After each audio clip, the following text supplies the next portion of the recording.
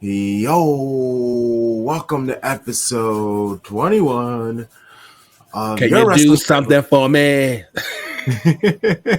21. Hey, the 21 Savage part I enjoy. You know, I if I have to pick a side, I feel like, unfortunately, I'm not from Canada. All I know is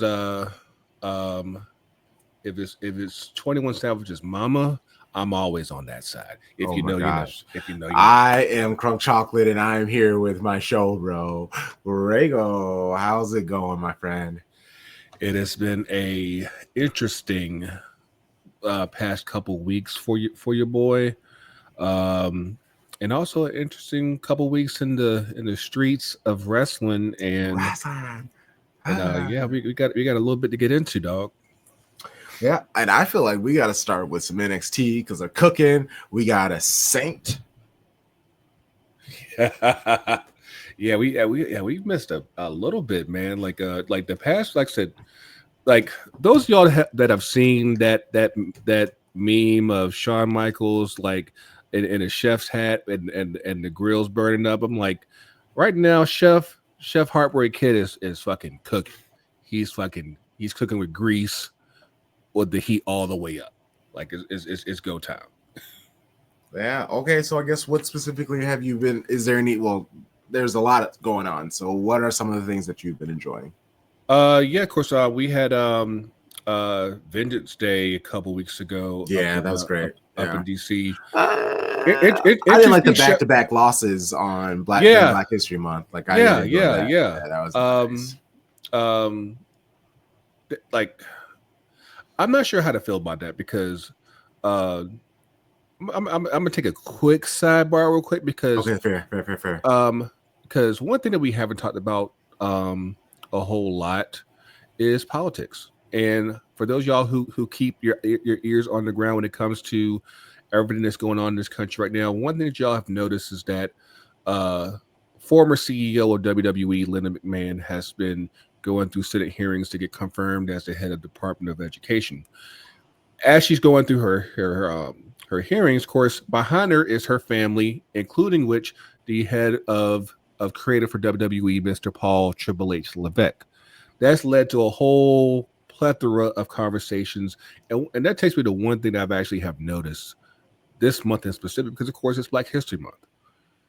Typically during Black History Month, even when the old man was in charge, you typically had Black History Month tributes like across each show. This year, there hasn't been one tribute all month. Well, he doesn't see color.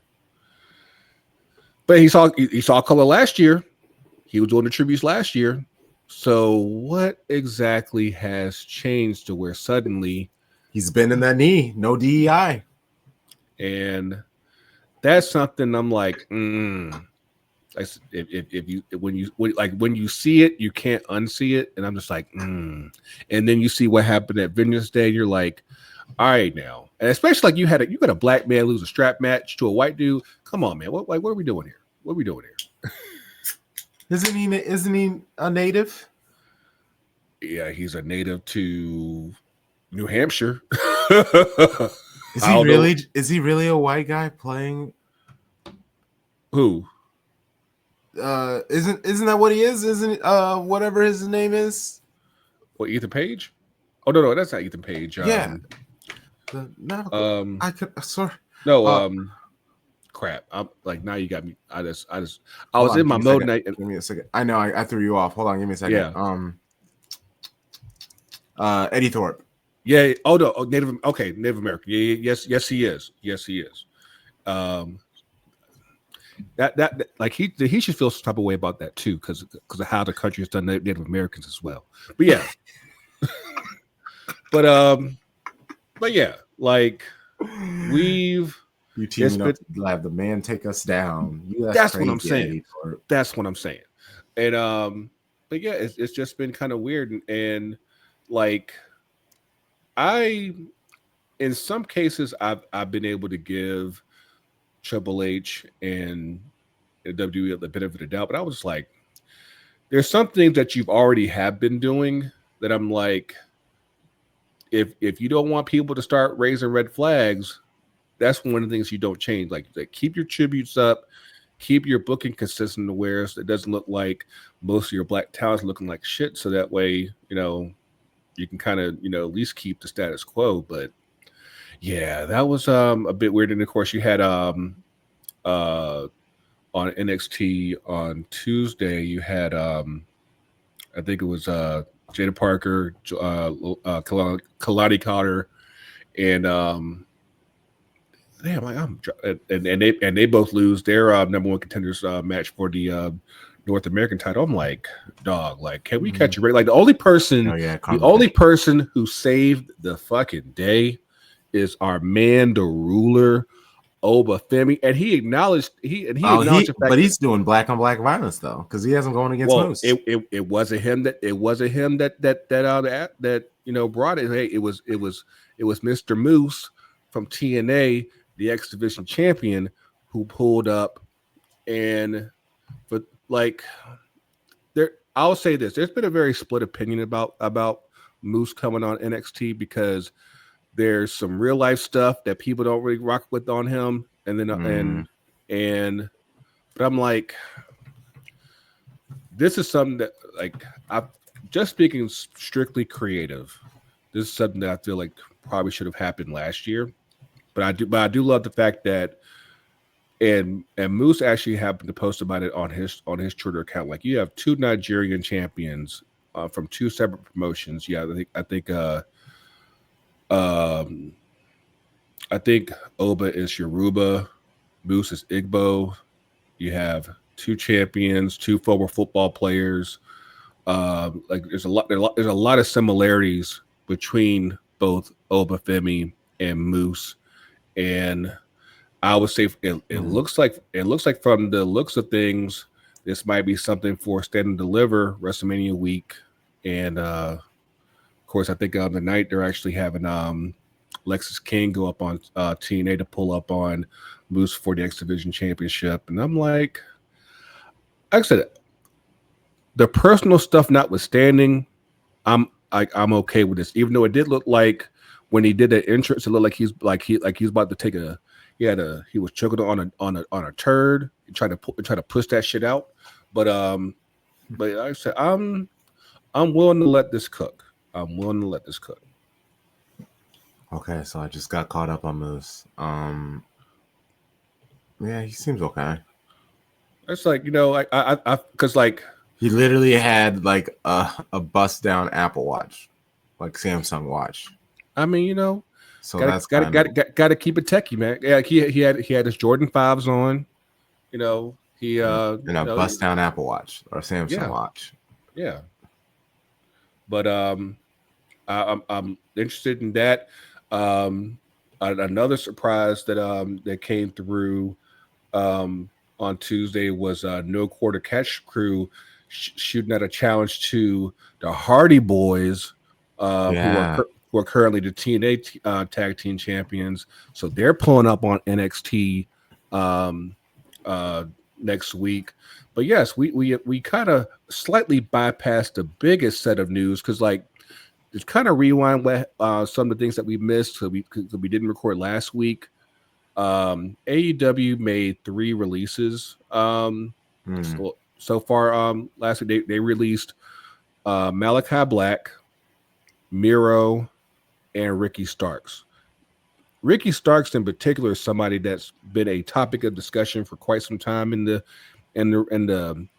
wrestling streets, the IWC streets, and all that stuff, because he kind of all but disappeared from AEW for the better part of a year, and like he's shown up on like he's done like some indie appearances where like you could kind of tell like he's hungry to work. It's just that for whatever reason, well, actually he kind of touched on a recent interview. Politics basically got in the way, and people kept him off AEW TV. But the very next day after he got released, who shows up in the NXT arena but the man himself,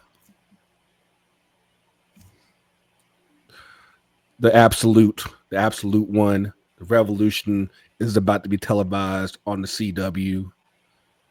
But he does have a slightly different name. He is now going by Ricky Saints. He's a saint.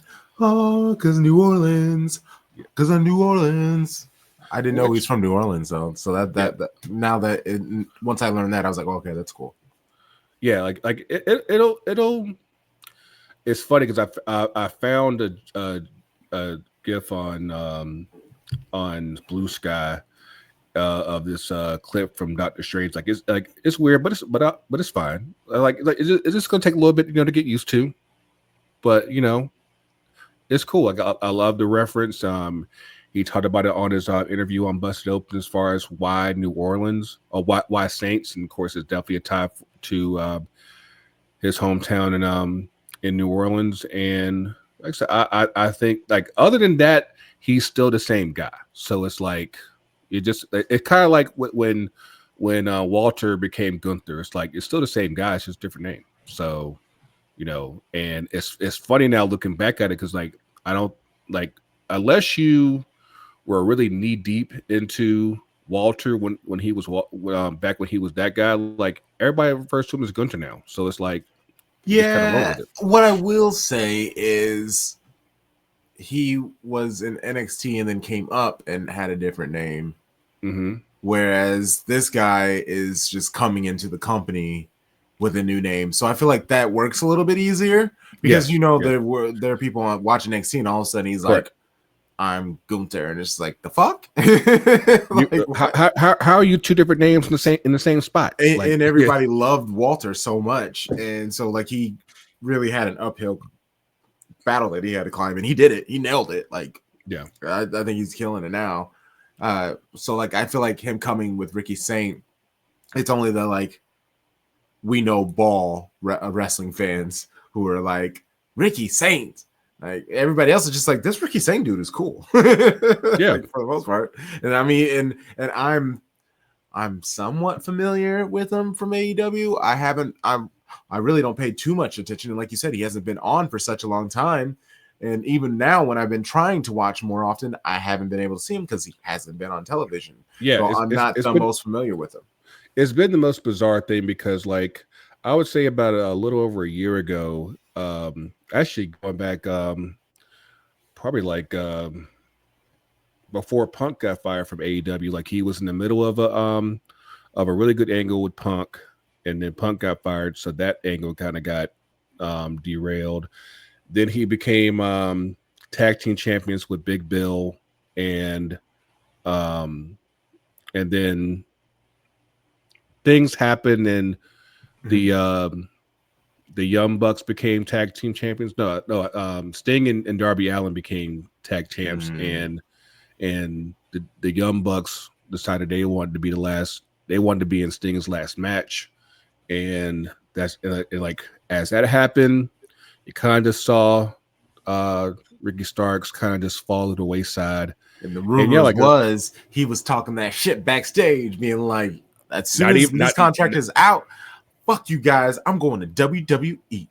I mean, like, and that's the thing is, like, of course, he's been good friends with Cody Rhodes. Like, one of the big points of contention was that he was there with hanging with Cody at the Royal Rumble back in last year in 2024. And like, mind you, he wasn't on camera or anything, but there was like somebody who leaked out a security footage of him going on Cody's bus, or maybe like one of the travel vans, and like he caught heat over that. I'm like, dog, like people from both companies go to each other's shows all the time. And it's like it's not that big of a deal, but because some people still employ a shit ton of tribalism, like it's still an issue. I'm like, he wasn't on actual camera. He wasn't, a part of the show. This wasn't leaked, you wouldn't know, and you would just keep living with your life. Exactly. And between that, I think Punk was an advocate for Ricky Starks. Of course, Punk had his drama with a lot of the guys in AEW. So, like, basically, you had good friends in the wrong places, and that's what kind of messed up Ricky. Of course, like he had and now good friends in good places. He had his there was an infamous promo between him and Edge that kind of derailed a little bit, and Edge kind of like got real pissed off at him, and I don't know, from how Ricky described it, he said vets worked to keep him off the show. He didn't name any names, but I said that there are things that have been on camera that you can draw conclusions to, and obviously there's things that happen off screen that you can think about. But yeah, this is something that's been a long time coming, and obviously, like it's the moment the moment he finally got that release, he was like, "Hey, just like where the paper at? Let me sign this shit. Like I'm out." I'm trying to quickly watch this promo. Yeah, like he started talking about Edge and his bug eyes and shit, and yeah. Cope got big mad. Oh, that you took it from the Rock thing. Oh, yeah, that felt so silly. Yeah. Well, I said, people are sensitive. People are sensitive about their facial features, and sometimes they decide to clap back in a moment, and have their little spat, and like you would think that they would be able to just get over it, but sometimes they don't. It's because he killed him, because he was like, you moved over here and you're lame as fuck. Compared to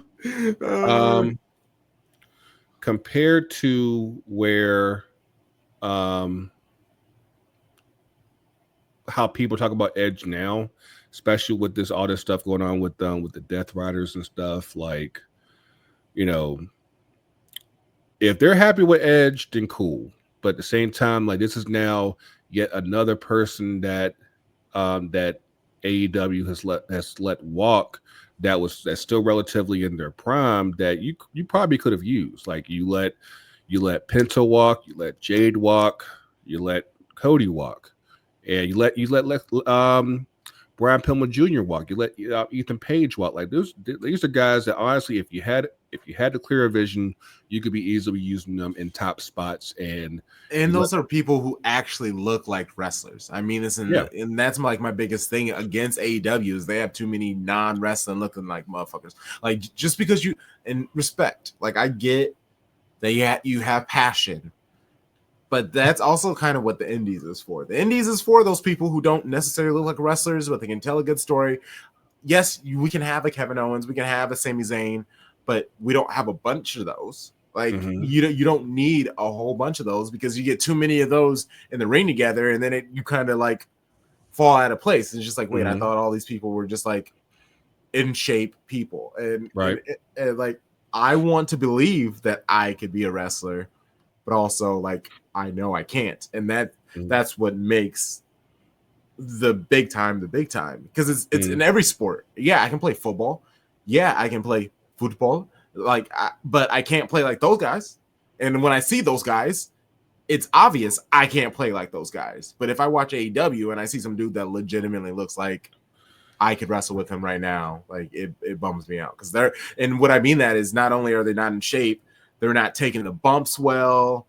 They're not like, they're like it's just telegraphing hits and everything. It just looks very bad.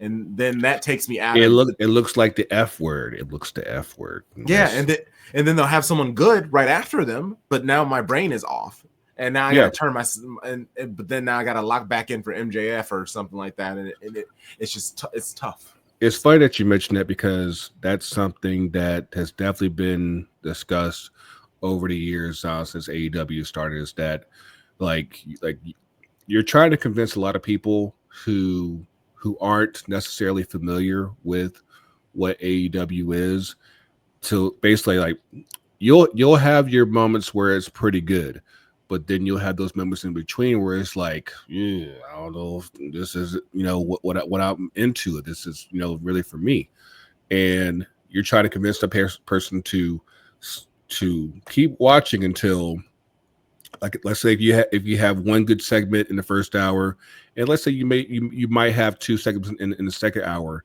but in between that first and third good moment, there's a whole lot of junk, and you're trying to keep that person locked in until that next moment of good, and that doesn't always happen. And AEW doesn't always have the equity that, let's say, if WWE did the same thing, to still keep somebody involved and locked in and still watching. And I mean, they did that final year with Old Man. Wasn't great. It wasn't great. But there's a higher level of equity and trust. It's like, hey, it might suck a little bit, but we still know, we kind of knew what to expect. So it's like, hey, like we'll probably give it a benefit of the doubt. When you don't have that benefit of the doubt, it's easier to lose your audience. And of course, we've seen how, from year one to now, it's like you're basically operating at almost half of what you had back in 2019. It's like, I guess, if that's what works for you, like I said, they got if they're happy with getting their deal, cool. But I think that there's still so much that can be done to still grow the business with AEW, and we're still in a space where that just doesn't happen, and it's frustrating because. I was gonna say, before we get out of this AEW, I do want to hear your thoughts on Ricochet. So funny that you mentioned that, because I caught the West Coast replay yesterday, and I saw the promo with him and Prince Nana. That was actually a really good promo, and as of course, I'm part of me is like, I obviously want to recognize what he did in that moment. I'm just like, now let's put that together with guys that he's actually going to wrestle, because you're not going to wrestle Prince Nana. Mm-hmm. You're going to wrestle Swerve. You're going to wrestle somebody else at some point, and let's start getting this momentum going to where, hey, like I said, like, it's funny because I remember this is actually more so like when his fiance Samantha Irvin left WWE, when she said she wanted to be a manager and they wouldn't let her. I was like, the only way that's going to work is if Ricochet became a heel. And I don't think that the people at WWE really saw him as a heel, or at least a heel that they wanted him to be. The heel that he's become, in AEW is definitely different. I would say, is halfway interesting. And again, like, it's something that they're at least putting together. At least if I had to grade it right now, I'd probably say it's probably like at least a 6 out of 10. It's something that still has a lot of potential for improvement. And I said it's kind of working. It's not perfect, but it's kind of working. That's fair. Yeah, I don't mind it at all.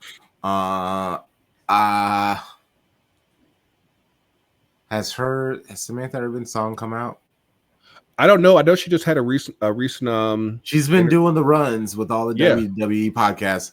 Did you see the picture? Did you see the picture? No, I haven't been paying attention to her. Oh, what are you doing? But she posted on. She's out. Like, and even like calling herself like the body, and it's just like, I mean, she kind of is, but still, it's a nice body, but in the world, like, now that you're a musician in a world of bodies, like, I know WWE, that's you ain't no Meg, man. You ain't no Meg. Well, and it's just like, and then she's also like, is playing with the flute, and it's like, okay, Lizzo, like, it's tough. I think it wouldn't surprise me if she's back, and I legit didn't. When I saw she was on Busted Open, I was like, "Oh, that's not good." No, I don't think her rollout. Really good. No, it's smart for her to go back to the wrestling people, but her thing is, I'm trying to move away from the wrestling people, so you can't move away from them to go back to them and be like, "Check out my music, please." So I'm just thinking that's a Dwayne move. That's a Dwayne move. It's like, yeah, like, I don't really fuck with y'all, but make sure y'all come see my movies. Yeah. But no, like, the picture that I'm talking about is for those of y'all that don't know, the when Samantha first got into the business, she actually did try to be a wrestler, and she posted a picture on Twitter of the bruises that she had, like I think after her second day of tryouts. And mind you, the bruises aren't even from like taking bumps; it's just from the ropes. Like she has a like the biggest bruise right on her ass bone, basically, like on her butt, on her back, a couple on her back. It's like, dog, like you could easily tell. It's like, yeah, yeah, they made the right choice. Like this wasn't the lane for you. I imagine there could be another lane besides ring announcing, but yeah. Like I said, my continued gripe with her specifically isn't even like with like her and Ricochet. It's just more so like you try to say that you didn't enjoy ring announcing. I'm like, for someone who put in the amount of work that she did. Well, that's what I'm saying. But she put like, in work for it. She didn't want to put in work for it. She just wanted to do her thing. But I still like she and she was doing her thing and it was working. I'm like, you like if someone doesn't enjoy what they do, they don't put in the amount of work that she did. I'm like, it doesn't connect with me when you say that you don't enjoy it and you put in the amount of work to be as unique as you were. Because if you weren't, you'd just be going through the motions, and I just don't buy that. But like I said, she at least alluded to the idea that she might not be totally done with wrestling yet. But in the meantime, yeah, her fiance is going through his American Psycho stage, and so we'll see where this keeps going. Yeah, I think worst case she joins her beau Ricochet, because like you said, in order for him to get somebody like her, he's going to need to be a heel, and she'd be able to show her acting chops and maybe doing well enough that could open up some better avenues for her. Yeah. So we'll definitely see how that continues. I know we're necessarily looking to do a lot of AEW, but like I will say that I'm interested in what's going on with MJF and Hangman. I feel like they've been kind of spinning their wheels with MJF since he's come back from his injury last year. Yes. And so like this is like the first time I'm like, we just might have something that he can kind of sink his teeth into. And honestly, it's probably the best I've seen Hangman since probably ever, to be quite honest with you. Like I feel like the Hangman that we have now is the Hangman that people wanted back when AEW started. Like he didn't have the experience yet to become that guy. And now you're talking about like 5.5 years later, it's now starting to click and come together. I still wish he would get better gear because it looks fucking goofy, but it's still much further along than where he was back in 2019. And I think that this is an angle that AEW needs, AEW fans need, and hopefully it's something that can carry both of them forward, because I think they both need it. What I want to say is Dynamite stuff. Sorry, I was super confused by the typing. I want to move to WWE, and this is last week's SmackDown, and I don't even really want to stay on it, but okay, there were 2 matches that happened, and they are similar vibes, but one did not help both people like they probably should have. Mm-hmm. Like one is LA Knight versus The Miz. Mm-hmm. The other is Carmelo Hayes versus R-Truth. Okay. I very, very much enjoyed Carmelo Hayes versus R-Truth. There was actually like a story behind it, and the promo that they had backstage, that shit was fucking hilarious. And like this is when I say they're they're the same thing. It's the new guy going against the older guy who obviously isn't taken seriously, but beating them will help set you on a positive trajectory. But and even though R-Truth isn't taken seriously, I feel like that win did a lot better because people like R-Truth. And like you said, the promo that they had was hilarious, where even though The Miz does a great job, he is still seen as low-key a joke. and LA Knight, who is supposed to be the man. He's so hot, but now you're in a fucking thing with Miz. I mean, the way they use Miz is kind of interesting at this point because I feel like I don't obviously even want to hate on Miz because he's been around for like almost like we're going on almost 20 years now. And so it's like he's kind of there in like he's in the fabric at this point, but at the same time it's like you can kind of heat him up when you want to, and at the same time you can kind of cool him down when you don't need him. And it's like I feel like it's something to pass the time, but at the same time, this is WrestleMania season. Like I feel like you kind of have to be more in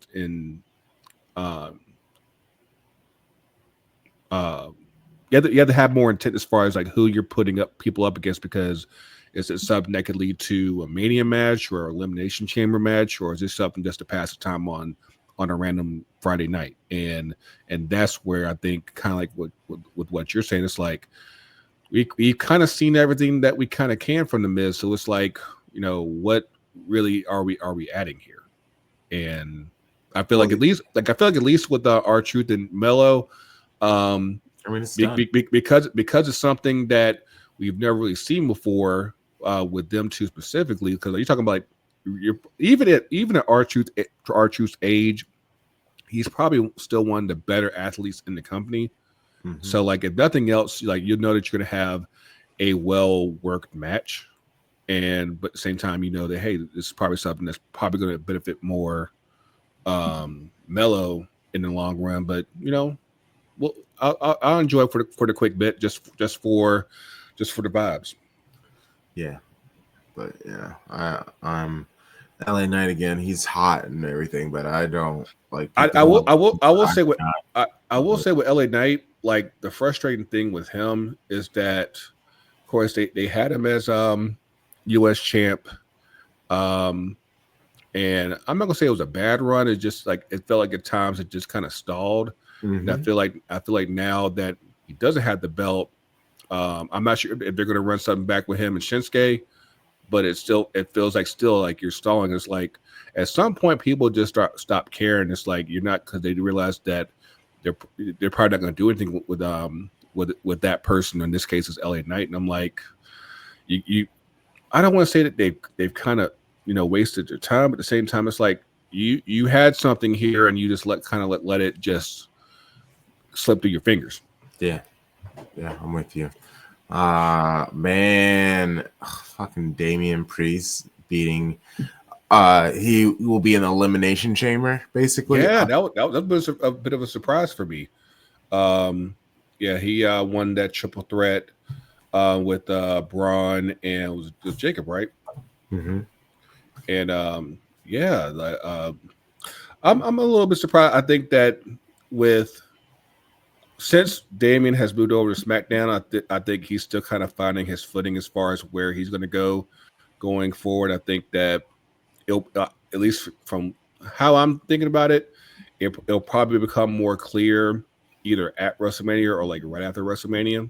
But I think that, you know, obviously with him making that move to SmackDown, you still want to, you know, keep him relevant.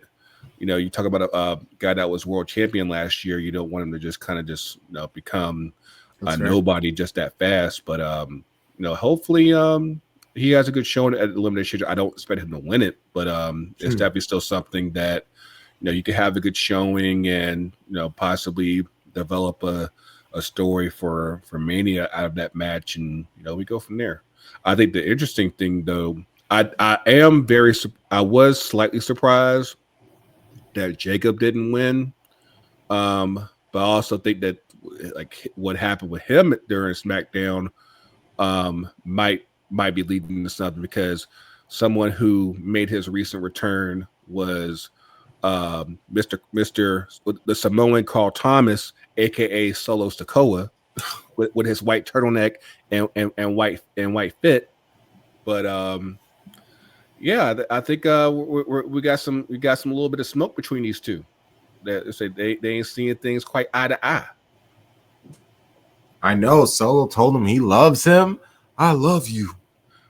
And it's funny there because there was a callback on that because Roman and Jay had has a very similar scene between them on backstage a couple years ago, where like you had Roman grab Jay, was like, Jay, I love you, and now you got Solo grabbing Jake, is like, Jacob, I love you. Did Solo then take? Oh yeah, he then took him out. Yeah. Yeah, he inadvertently took him out during the triple threat. So, and he also took out Tamatanga, and like I said, I guess like I said, right now things aren't quite on the same page, and we'll see what this builds up to. Okay, I was trying to, and nothing else from SmackDown serious, especially because we have the episode coming out. So Raw, man. Ooh, the Sami Zayn, Kevin Owens unsanctioned match at Elimination Chamber. I am here for this. The history between these two, obviously goes back probably well over 20 years now, maybe 25 years. And the fact that the Raw GM why am I thinking of all this? It's not all this. It's Scrap Daddy. They have history because of their history in ROH and the NWA and all that stuff. So it's like you talk about a guy that also knows both Sami and KO to know that yes, like we don't need nothing official. We could go. We got to get dirty. We got to go ahead and take all these risks to to work this on out. I am a little disappointed because I felt like initially this was going to be something that probably led to a Mania match, and that's something that KO was directly talking about. It's like them finally having a match at WrestleMania, but it looks like they're probably going to have something at an Elimination Chamber. But I'm like, but the only reason why I think this is happening is because there is still one person that hasn't been accounted for in this whole storyline of KO's heel turn, and that's the first person that he took out, Mr. Randy Orton. And I think that we may be soon seeing a return that may be taking Mr. Owens' attention for possibly like either at Elimination Chamber or something that leads to the Mania. Well, then that means KO has to win. Possibly, yeah. Because if Randy Orton shows up, I'm not going to care if KO lost. I need to really hate KO now, which means him like burying Sami Zayn, like just straight up demolishing man's. How are you feeling about Gunther's? First of all, the promos that he cut on the fans on Monday. That was hilarious. I'm like, this dude, he just does what he does so fucking good. So fucking well. And it really is. It's like old school foreign bad guy. Like he comes in and he basically calling them like dumb Americans. He doesn't. Yeah, like bro, and he's like saying stuff, and I'm just like, hey yo, can you say this stuff nowadays? Even though he's not really saying anything, but it's just he says he says it in such a way that it's like you just feel like, oh my god, why he did he say it? Like it feels like he means it. Yeah, like, instead of like he's acting, you're just like, this dude really is fucking awful. I love it. And yeah, and he's, it's a simple gesture for simple people. It's a simple gesture, and I love it. It was great. It's like breaking it down for them, like they don't know why they like him. It's so funny. You're just explaining it to them. This is why you like it. I can come out here. Let's do it. Yee.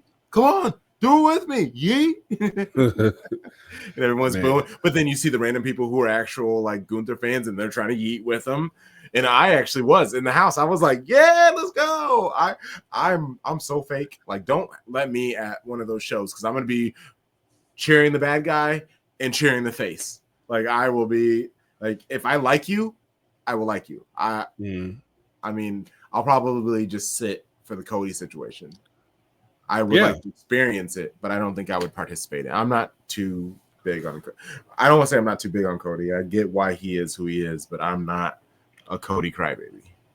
I mean, I think that obviously with his chase for the title the past couple of years, that became a just a groundswell of emotion in itself. To the point where they told the big man, they told the final boss that, you know, we don't even want you, cuz we don't even want you in this show. We want Cody. And I think now that you finally got him in the spot where, you know, he's the champ, he's the guy, and it's like, but he ain't doing nothing. He's doing. I mean, he's had it. Yes, he's had matches, but it's like, has he though? Like, has any of them really been? I mean, it's fearful. I think that here's the thing: when you have a guy that's bringing in the type of business that Cody is bringing in, of course, that's following up the run that Roman has. It's like, it's one of those things where it's like, do you want to jump off that train already, or do you want to ride it for as long as you can? Personally, I don't think that they need to have a 4-year run with Cody like they did with Roman. Not at all. But at the same time, it's like up until I don't even want to say Solo, but like definitely at least with KO, I don't think there's really a great deal of doubt whether or not Cody would make it out of like whatever title defense that he had. And I think like there's still something to be said about the idea that, like, you know how they used to say like anything can happen in the World Wrestling Federation. I feel like you still want to have that element of like surprise, doubt, and be like, hey, you know, something could very well happen, you know, at this show, or possibly even like they like back in the day they used to have title changes at live shows. I'm like, I feel like that just that element of surprise just isn't there like that anymore. And like you just like, it almost feels like you're in cruise control until Mania, and then maybe there might be some doubt, but probably not. And like I said, they're riding so strong right now that it's like, you know, that you can't tell them that they're doing anything wrong, but at the same time, it's like, you know, a little surprise wouldn't hurt, you know, just a little bit, you know. Yeah, no, I'm with you. I want to talk about Penta because he is still, his undefeated run is still going, and he is. I said he felt taller, and you were like, "No, he was taller than Pete Dunne. He's a tall dude." Well, Pete Dunne's not tall, so. Well, I'm just saying though, but like, he as a luchador, a flippy type, he shouldn't be taller than anybody, and he is. He's taller than people. Yes and no, but I feel like. You keep saying this. Definitely for the taller than everybody in Elda. Yes, and that's all I'm saying. Like, that's all I'm saying. I'm not saying he's tall for a wrestler. I'm saying for a luchador and all the flips that he does, he has much more size, which makes it greater. Which I think that's what gives him a higher ceiling, because that's the problem with all luchadors. They're tiny dudes. So it's like, how can you truly believe him going to be able to beat some of these bigger people? And I actually can believe that with him, just because he is a few extra inches taller and he is a little bit beefier. Did you see the video of him and Sheamus online? No. Okay, so like, first of all, like they're in the gym, and that's funny. Two things. One, Penta is, of course, he's in his gym clothes, but he's still, from the neck up, he's still got his mask on. He even has his makeup on underneath the mask. I was like, dog, you're at the gym. You're fucking sweating. What are we doing here? But But the main thing was that apparently he said he's been working with a torn bicep for at least like 3 years. And of course, where was he at 3 years ago? AEW. And I don't know if you, because you weren't really watching AEW probably back then. There was a really nasty moment. I think it was 2021 or 22, where his brother Ray Phoenix was in a tables match, and like he did some move outside, and like his um upper arm like basically snapped in half. Like it's very visible on camera. And I'm like, so like I don't know if like maybe he saw that and it's like I gotta keep working, but like there's like dog, like get that shit fixed. It's like yeah, like his bicep looks like something like that. I mean, that's CM Punk. He's gonna be out for a whole year. Yeah. And like of course, like even like when Punk I wonder what happened there because like if you know the story with Punk, when he first tore his tricep, like he basically had to do everything out of pocket and do everything like kind of on his own. And I'm wondering if like something similar happened with Penta, where it's like, yeah, like he could either he couldn't really afford to take the time off, or they said like you're basically on your own, and he just said like I'm gonna keep working. Because I'm like, dog, like for a guy that says he's about the boys, there's definitely more than a few stories where Tony kind of leaves people hanging. Meanwhile, he's paying for 60-year-old referees to do absolutely nothing. But hey, whatever. But yeah, like for what Penta has been able to do so far since debuting is like it's kind of crazy because I said like I wasn't that familiar with Penta before he was in AEW. I know like he had done like Lucha Underground, but like I was kind of like hit and miss with that with me. But I would have never known that he can cut an English language promo. I would have never thought that he was really serious as a singles option because like I didn't realize that he was a TNA World Champion. I'm like, dog, like you really had all this and you did nothing with it. Like, what are we doing? But like yeah, like he's even though he technically did get eliminated in the Royal Rumble, but we gonna omit that. Like he's been. He was the Iron Man, Grego. Yeah, he was. And it looks like I can't really tell if he's going to be doing something with Ludwig Kaiser or possibly with our boy LeBron. But either way, I think that yeah, like we got some money with Penta,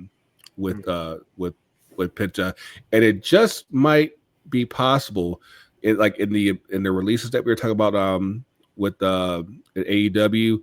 They might be trying to work out something with his brother Phoenix because of that arm injury that Phoenix had, they extended his contract for the injury time, but they just might be working out getting him out of the paint. So possibly you might be seeing a reunion of the Lucha Brothers sooner rather than later. But honestly, I'm kind of like, given how they've started Penta, I'm not sure if that's the best idea. I think that he's kind of cooking as a single, but that's just me. 1,000%. They shouldn't rush because they honestly, what they need to do is just give him a title, even if it's just for a weekend or something like that, and maybe then you can introduce the brother. But he needs to go and get that arm fixed because that's going to become a problem eventually. Yeah, I mean he's managed to work around him. I'm like, dog, like yeah, like if he's done that well with basically half a bicep, just imagine what he could do with that whole thing, sewn back on. But keep doing your thing, cuz. Yeah, facts. Penta, you're killing it, bro. I figure we could talk quickly. Dakota Kai versus Lyra Valkyria for the Women's Intercontinental Championship. I love me some Dakota Kai, but Lyra really hasn't done anything with this title. So if she loses it, I think that does nothing, but I'm also worried for Dakota Kai if she loses.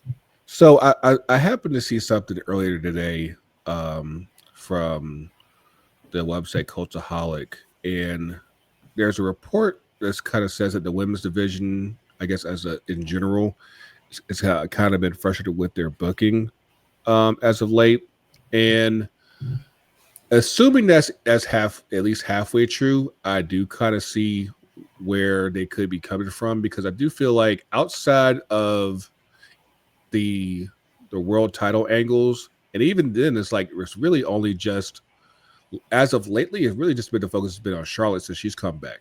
Because I feel like even like with Rhea, since she won her belt back, she's been an afterthought.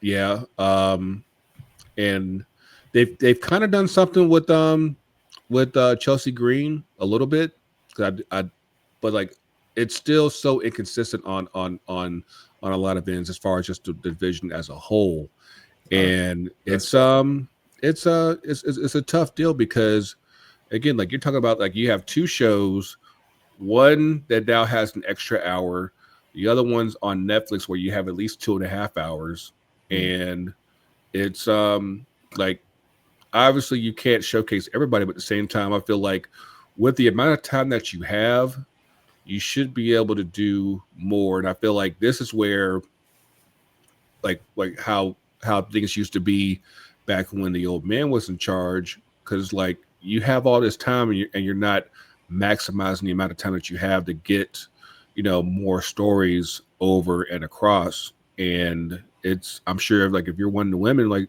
you already get a limited amount of time anyway, so we got to figure out what's you know, how to make this time work, or at least give them more time so they could actually get even more shit over. So I know like it looks like Trish is about to make another quick run up in Toronto because she'll be in a tag match with that Tiffy time against Nia and Candice LeRae. But yeah, like I think that I do feel like they could be doing better. Like I hope that with what happens with the Elimination Chamber, that whoever they put up against Rhea is somebody that's like, yeah, this is a match that we absolutely want to see. And who is that? Out of who is currently in the match, because you got Alexa Bliss, you have Bianca,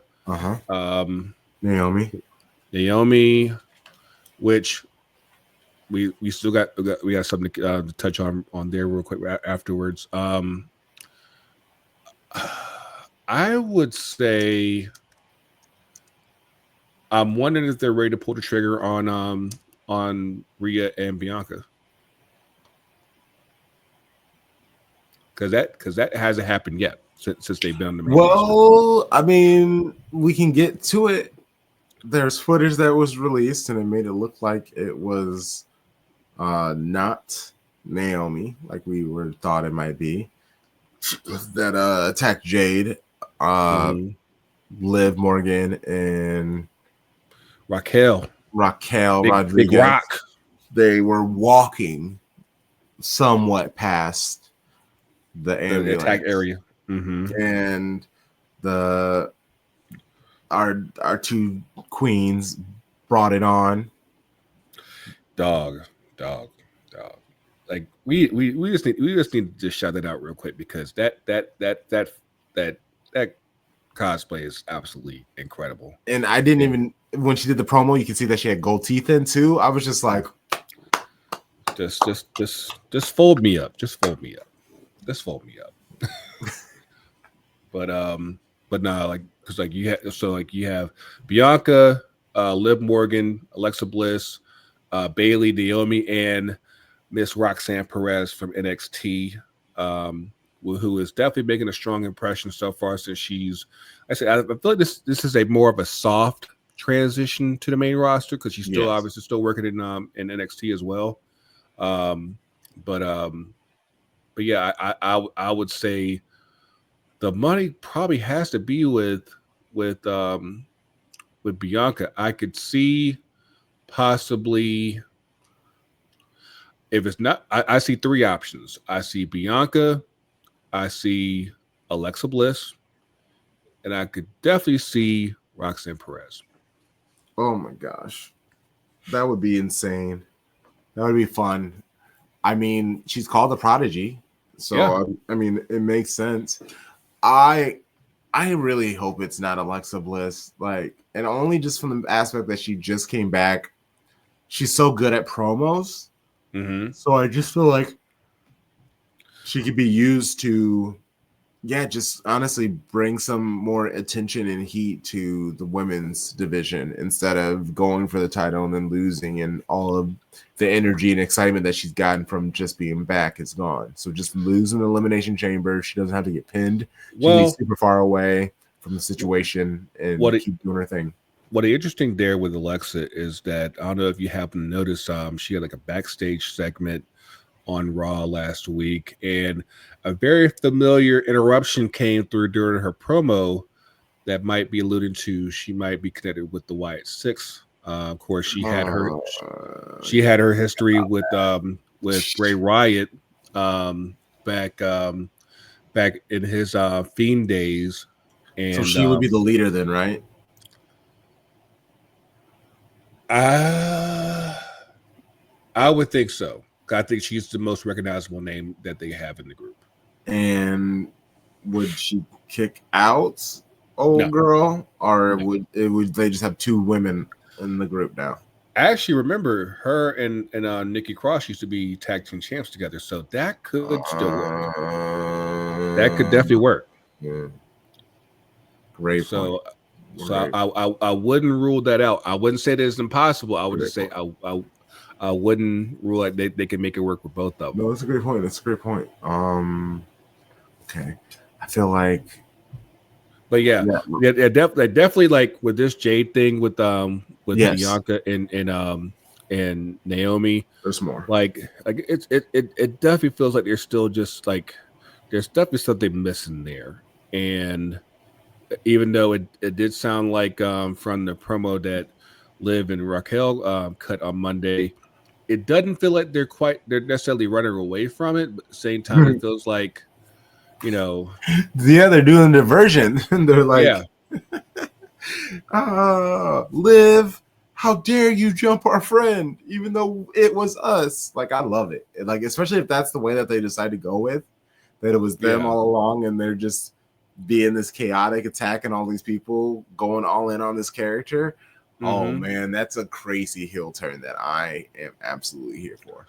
Yeah. Because like it's funny because like I said, we were talking about the Bianca and Naomi dressing up doing the Bring It On tribute. Somebody happened to comment on underneath I think it was on IG. We're talking about like y'all over here cheer dancing while your homies got CTE at home. I'm like, oh my god. And I'm like, it's technically true. It's like, yeah, like y'all supposed to be investigating and stuff. Meanwhile, y'all over here, y'all bringing the troll to the atmosphere. Didn't you see us fighting for your pride, Jade? We are the good guys. We are the ones who care about you, even though we are the ones who put you in the hospital. Yeah. but yeah, it's like I feel like there's still some things that have yet to be revealed, and hopefully, like I said, we get to go, because like the thing about this period right now is that, granted, you do have Elimination Chamber, but it's still a good 2 months to Mania, so it's like you got to figure out, especially like once Elimination Chamber is the weekend after this coming weekend on the 1st. Yep. And so even then you'll still have roughly I think like 6.5 weeks before Mania, and like you got to figure out like how to make these stories interesting, that by the time you hit Mania, not only are people ready for those matches, like they need those matches to happen. So I think that's the challenge on Triple H right now, and hopefully by then, he's figured out, how he wants to apply these DEI storylines, so that way we're not looking all shitty anymore. But you know, so we'll see. We'll see. And then Seth and Finn Rollins. We'll get out of here on this. The fucking banger of a match that they threw. Always. Oh my gosh! Like I was like, is Finn Balor really about to win this? And that's the tough part about it, because I'm like, I feel like, damn, like there was a moment where I feel like he really kind of should be winning this, but yeah, it's Seth. What about that referee botch? What do you think happened there? Was that purpose?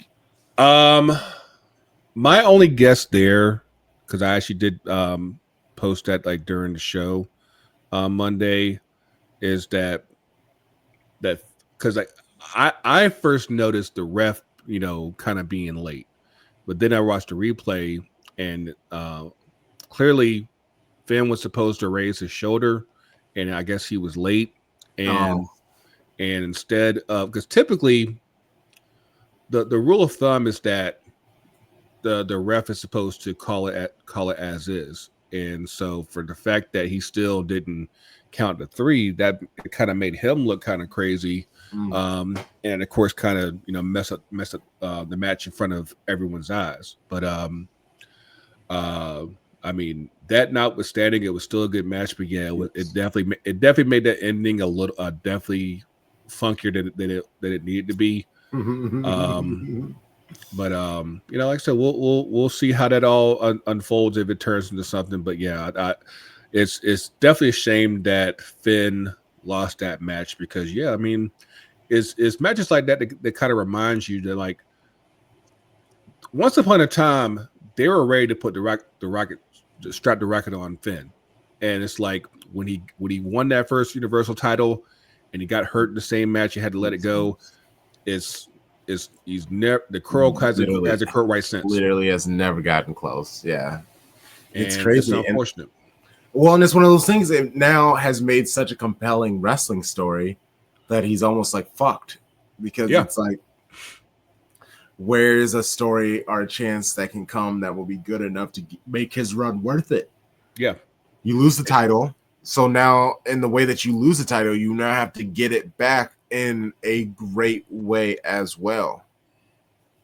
It's just tough. It's just tough, and especially with all these like huge names in the WWE now. It's like that's like, we're at a point right now where like you really do have guys where it's like you kind of have to wait your turn in order to get a world title. That kind of when I was talking about Cody earlier with him when like having the belt for so long, it's like this is the issue that you had back when Roman was champion for all those years. It's like you have guys that are ready to be champ and they're not, and you kind of miss your window when their time finally comes. You're like, nobody really cares as much, and this is where, because I feel like in Cody's case, he can lose it and still get the momentum back as far as winning it. It doesn't have to be a case like where, again, like he doesn't need a 4-year run. Like he can lose it in September, gain it back in December, and still be the guy for WrestleMania. You're not losing much with that. And in the meantime, you're making someone who probably should be a champ, and you'll be able to build that equity up for the next time that he eventually becomes champ again. And it's something that I hope they keep an eye on, because you have so many guys right now that probably should be getting pushes and to become a world champ, and it's just like it's very few and far between as far as the opportunities that come. You could have easily had Solo become a world champ last year. You could have had KO become champion, because like he hasn't been a world champion since KO, that would have been crazy. Since 2018? Like that's crazy. And like the year that he lost to Goldberg on that dumb shit. But and it's been a hot, and they moved up to 3 hours for each, and it's still just like they don't have enough time. this time of the year, I can understand them being 3 hours, but at the same time, it's like if you're gonna have it, utilize that shit wisely, so that way, Yeah. more people get their stuff up. What was I about to say? What were you about to say? God damn it. It'll come back to be a second, but yeah, I think that you still need to make sure that more. Oh, that's what it was. the fact that you had this great year with CM Punk, even despite him being injured, and you're kind of at a point right now where it's like he kind of doesn't even have a match for Mania. No. Because people were saying like he might be put into the match with Roman and Seth, or they might try to squeeze him in with assuming Cena wins the elimination, like maybe you squeeze him in with that, and it's like you really had all this momentum, and then you get to this point, the point that kind of made all this stuff worth it, where like he finally gets his Mania main event, and you kind of fumble it, and it's like it's kind of like the more things change, the more things stay the same. And I feel like I don't want to say that they're kind of messing with Punk, but I do feel like he's not getting any older, any younger. And you've already seen like where you're already seen like where they let Edge go, they let Bobby go, Cena's on the way out. Punk is 46, and he'll be 47 this year. Yeesh. That train might be circling sooner rather than later, and you might want to go ahead and figure this shit out before. Old man can't keep taking all those bumps. Yeah. But I mean, like, it's like I don't want to force him in there. I mean, that's the thing. Like you had more than enough opportunity where or a story could have been created where, because like again, like you had that great promo between him and Cody back earlier in the month, and it's like you really didn't do like if it you love so much being in the bone right there, and it's like if it ends up not being Punk and Cody at Mania, it's like I don't know if people will be able to get that moment back with I don't know how I feel Punk and about Cody. that. Like obviously that's must-see TV, but I just don't know how. I think it'll be a fine match, but I also think that obviously the promos that they would have would make that shit fucking magical. But at the same time, you still have the Cena element in the mix, and everything that he said after the Rumble, as far as he believing that he should be going for the world titles. Like I don't want to say it's quite. It's what it's. I don't want to say this is what The Rock did last year. At the same time, it's like when you do stuff like that, it's like you got to understand. Like people are already invested over here. Let's see this through first, and then we'll get to you.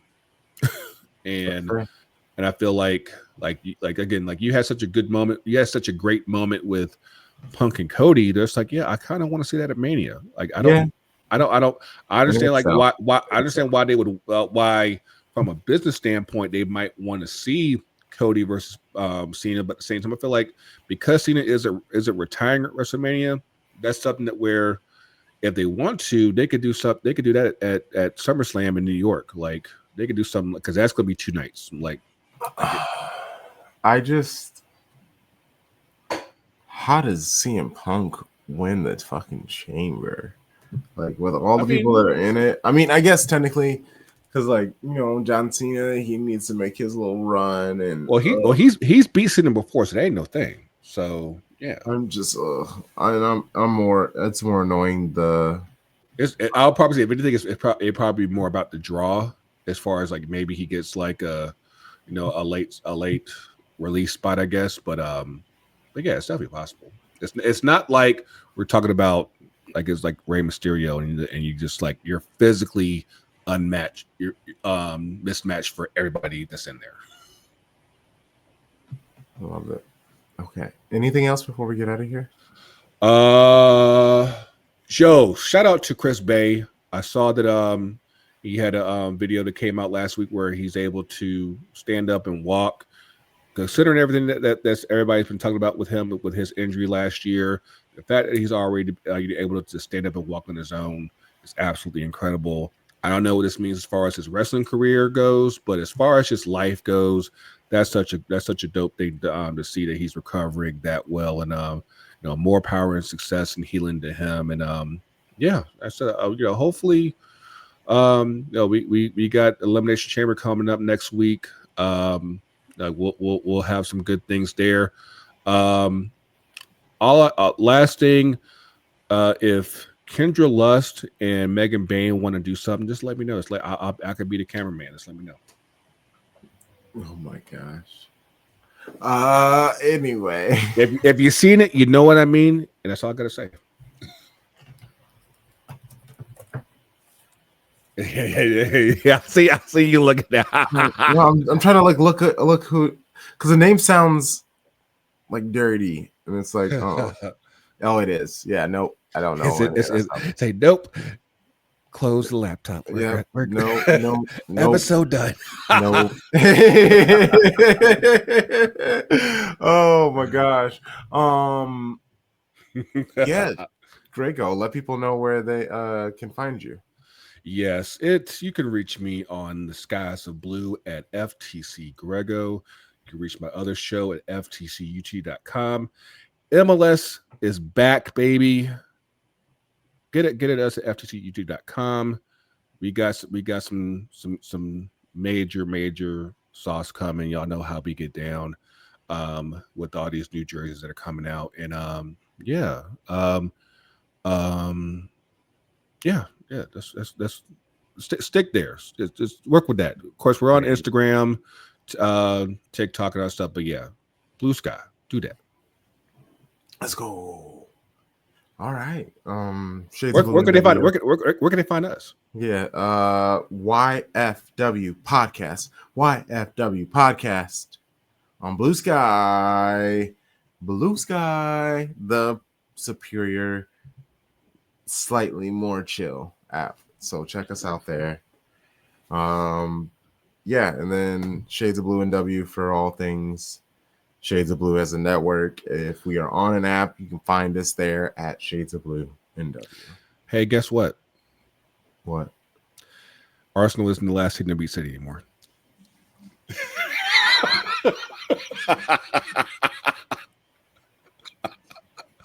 I don't know why you're giggling. Where's your team at, huh?